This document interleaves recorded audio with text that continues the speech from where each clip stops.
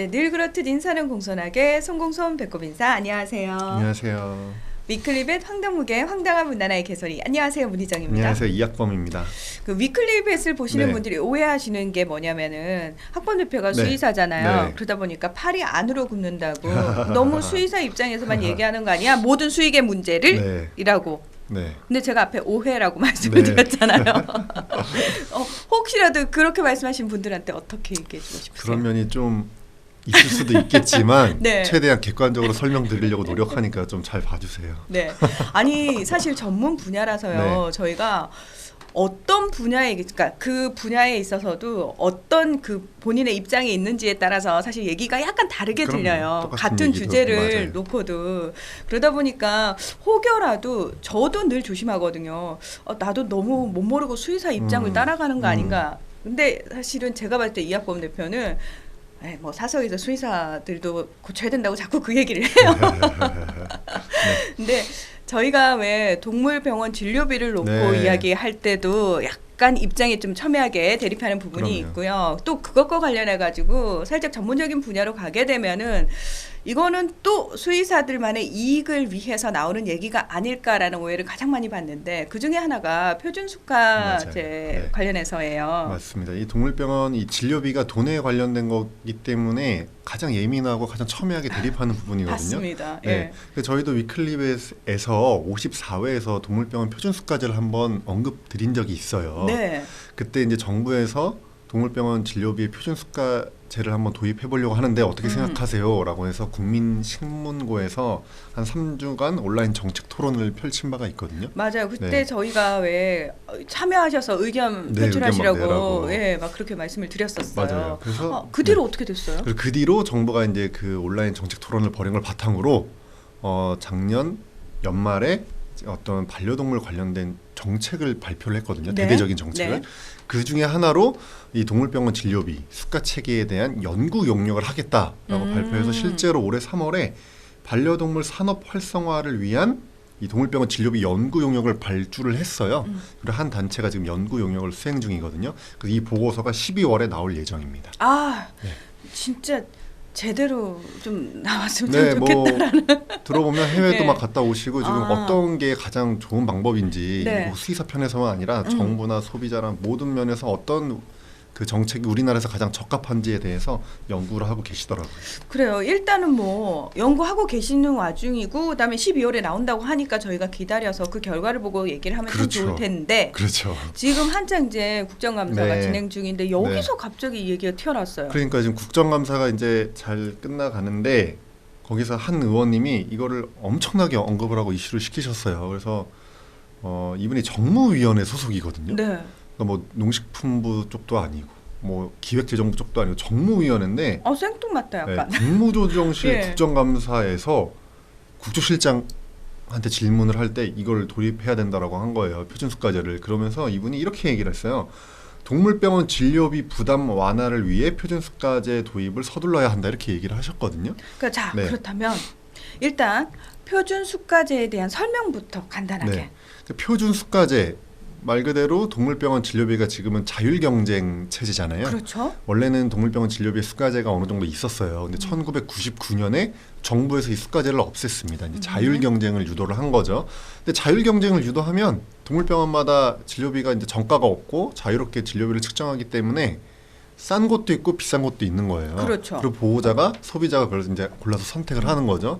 근데 자율 경쟁 체제로 돌아가고 있는데 이거를 이제 다시 수가를 정해서 모든 동물병원이 똑같은 진료비를 받자라고 하는 게 이제 표준 수가제입니다. 그러니까 이거를 갑자기 국정감사장에서 도입해야 된다로. 네. 그리고 동물병원 진료비 부담 완화를 위해서 도입해야 된다라고 이제 질의를 했고요. 네. 홍남기 국조실장은 이 질문에 대해서 적극 검토하겠다라고 하면서 이 농식품부가 맡긴 연구 용역이 12월에 나온다. 그래서 그 연구 용역을 보고 연말 내에 결론을 내리겠다라고 답변을 했습니다. 네.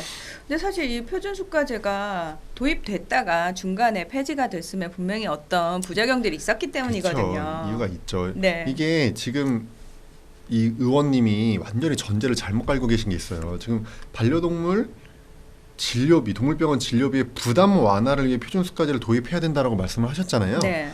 근데 이 표준수가제의 수가가 어떻게 책정될지는 지금 모르잖아요. 예를 들어서 예방접종비라고 했을 때 반려동물 예방접종비라고 했을 때 지금 정말 싸게 받는 동물병원은 같은 예방접종비도 막 5천 원에 받으시는 분도 있어요. 그리고 보통 뭐 2만 5천 원 이렇게 받잖아요. 그럼 이걸 보고 보호자가 선택을 하는 거예요. 이 접종비의 차이가 나는 이유는 약이 다르고 그렇죠. 동물병원 수의사 실력이 다르고 그 예방접종 플러스 들어가는 서비스가 다르고 이런 거거든요. 그러니까 보호자가 선택을 해서 나는 뭐 이 정도면 만족하니까 이 가격대에 이걸 선택하고 나는 뭐 이 정도 서비스로 하니까 이 가격대 선택하고 할 수 있는데 왜냐하면 반려인들이 선택하는 기준이 다 다를 테니까. 다르죠, 그렇죠. 예. 이게 바로 이제 자율 경쟁을 맡긴 이유잖아요. 이렇게 네. 여러 가지 선택을 할 수 있게. 근데 표준수가제를 도입하면 예를 들어 지금 5천 원에서 2만 5천 원 사이의 이 금액이 어디에서 수가가 정해질지 모르는 거예요. 그렇죠? 예를 들어서 2만 5천 원에 정해질 수도 있는 거예요. 네. 이 수가를 정할 때는 여러 가지 상황을 고려하고 해외 사례도 참고하고 하니까요. 근데 이 의원님이 이렇게 얘기하신 이유는 동물병원 진료비 부담 완화를 위해서 표준수가제를 도입해야 된다라고 주장하는 이유는 표준수가제만 도입하면 이게 굉장히 낮은 수가로 책정될 거라는 착각을 하고 계신 거예요. 아 그거는 사실 알 수 없는 거잖아요. 전혀 알 수 없죠. 그리고 네. 저는 우리나라 진료비는 동물병원 진료비는 다른 나라랑 비교해서 지금 절대 비싼 편이 아닙니다. 오히려 싸거든요. GDP 대비 비교해 봤을 때. 근데 비싸게 느껴지는 이유는 우리나라가 사람 의료보험 제도가 너무너무 잘 잘 돼 돼 있기 있어서. 때문에 상대적으로 그렇게 느껴지는 거예요. 그래서 왜냐면 미국만 가도 우리 보험 때문에 진료비 때문에 폭탄 맞는 거 우리 여러 번 듣잖아요. 우리나라에서 맞아요. 그런 일 없잖아요. 네. 지금 암 환자 같은 중증 질환은 본인 부담률이 5%밖에 안 되는 나라거든요. 이러다 보니까 동물병원 진료비가 상대적으로 비싸게 느껴지는 거고요. 그렇기 때문에 모든 분들이 표준수가제를 좀 잘못 접근하시는 거예요. 동물병원 표준수가제가 도입만 되면 진료비가 싸질 것이라고 지금 착각을 하고 계신데 그러지 않을 수 있다는 점을 꼭 명심을 하셔야 될 것 같아요. 그러니까 예를 들어서 이상하다. 예전에는 5천 원에 예방접종 할 수 있었는데 이 병원에서 네. 표준수가제가 도입이 돼서 갑자기 가격이 4배로 뛰어버린다. 올라갈 수도 있는 네, 거라는 그렇게 점을 되면. 꼭 기억하셔야 되는 거예요. 그러니까 네. 기존에 싼 병원을 찾아서 싸게 진료를 받으시는 분들의 기회가 박탈될 수도 있다는 맞아요. 점을 꼭 기억하셔야 돼요. 그래서 이 동물병원 진료비 관련해서 크게 나오는 불만이 두 가지예요. 그러니까 진료비 자체가 너무 비싸다. 동물병원마다 똑같은 건데 왜 진료비가 다르냐 이런 두 가지 지적을 하시잖아요. 이 두 번째 지적에 대해서는 이 표준수가제가 답이 될 수 있어요. 하지만 동물병원 진료비가 비싸기 때문에 표준수가제를 도입해야 된다는 주장은 지금 사실 앞뒤가 안 맞는 주장입니다. 근데 이게 가장 반려인들이 네. 뭘 잘 모르는 반려인들 입장에서는 혹하기 쉬운 이유란 거죠. 맞아요. 돈을 네. 가지고 진료비를 가지고 얘기를 맞아요. 하니까 그렇죠. 예. 그러나 절대 그건 잘못된 접근이라는 거. 네. 예. 아니 사실 표준수가제를 도입하려면은 그 행위 하나 하나에 대해서 다 어떤 행위를 어디까지를 인정하고 그렇죠. 여기를 얼만큼의 가격을 매겨야 되고 이게 다 정형화돼야 된다는데 이게 가능하긴 한가요? 굉장히 복잡합니다. 표준수가제라는 네. 게 예를 들어 어떤 수술 하나를 표준수가제로 정했다. 이게 너무 애매한 거예요. 그러면 이 수술 비용만 따지는 건지 수술 전후에 들어가는 약도 따지는 건지 맞아. 처치 비용 따지는 건지 뭐 이런 거 너무너무 애매한 부분이 있거든요. 그래서 이 수가제를 도입하기 위해서는 굉장히 오랜 기간 철저한 분석과 연구가 필요해요. 우리 사람 쪽은 의료보험이 도입돼 있기 때문에 물론 아직 비급여 항목들도 있지만 급여 항목들은 수가가 있잖아요. 이걸 위해서 정부가 수년에 걸쳐서 몇백억을 투입해서 이걸 항목 하나하나를 다 분류를 해놨어요. 그러니까 수가제를 도입할 수 있었거든요. 근데 우리 동물병원에서는 그런 게 전혀 선행이 안 돼 있잖아요. 그러니까 그런 걸 준비가 안 돼 있는 상황에서 단순히 동물병원 진료비가 부담스러우니까 부담 완화를 위해서 표준수가제를 도입해야 된다? 말이 안 맞는 주장입니다. 네. 그래서 단순히 이거 표준수가제가 뭔가 도입이 되면은 내가 싸질 거라고 훨씬 싸게 네. 동물병원을 이용할 수 그게 있지 아닐 수 있다는 않을까라는 점을, 네. 거기에 절대 이제 호도되시면 안 되는 거고요. 맞습니다. 예. 그러면은 사실 12월에 나온다고 하니까 그렇죠. 어떤 내용들을 담고 있을지 좀 저는 약간 기대가 되는 부분도 있어요. 맞아요. 이게 표준수가제만 논의하는 건 아니에요. 그러니까 보호자들이 동물병원 진료비에 부담을 느낀다는 사실은 모두가 공감하는 거예요. 그렇죠. 이거는 부정할 수 없는 사실이거든요. 그러니까 수의사 입장에서는 그렇게 느끼는 걸 억울해할 수 있지만 보호자가 부담스러운 것도 사실이기 때문에 이거에 대한 대책을 마련하는 연구 영역이에요. 그래서 반드시 표준수가제를 도입하자 이런 것도 아니고요.